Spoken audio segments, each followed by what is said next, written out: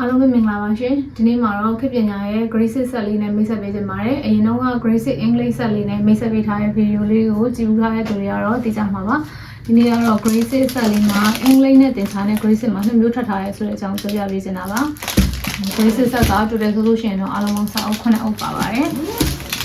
grade 6 English ကိုကြည့်ပြီးသွားလို့ရှိရင်တော့ grade 6 English မှာဘာပါလဲဆိုတာသိပြီးသားဖြစ်မှာပါဒါလေးကတော့ grade 6 English မှာ number 1 က vocabulary နဲ့ reading မှာnumber 2 စာအုပ်လေးက grammar နဲ့ writing မှာ number 3 စာအုပ်လေးကတော့ listening and speaking မှာစာအုပ်လေးရဲ့အနောက်မှာ CD တစ်ချက်ပါပါတယ်နောက်တစ်ခုက number 4 လေးကကျတော့ review နဲ့ assessment မှာဒါလေးကတော့ grade 6 English ဆက်မှာပါတယ်လေးမျိုးဖြစ်ပါတယ် grade 6 English ဆက်အကြောင်းကိုတော့အရှိမ video တစ်ခုနဲ့ရှင်းပြထားတာရှိပါတယ်ရှင်နောက်တစ်ခုက grade 6မှာဆိုရင် English အပိုင်းသင်ကြားလေးရှိပါသေးတယ်သင်ကြားကြတော့ဒါလေးကတော့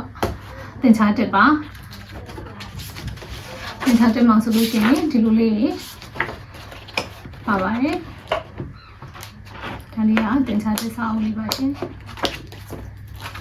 ဒါလေးကတော့သင်ကြားတက်စာအုပ်လေးပါသင်ကြားတက်မှာဆိုရင်တော့ geometry နဲ့ပတ်သက်တဲ့ဟာတွေပါပါတယ်ဒီ grade 6မှာကျတော့သင်ကြားတက်တဲ့နှစ်မှာဆိုရင် geometry ဘိုင်းတွေဖြစ်သွားပါပြီနောက်တစ်ခုကကျတော့ grade 6မှာ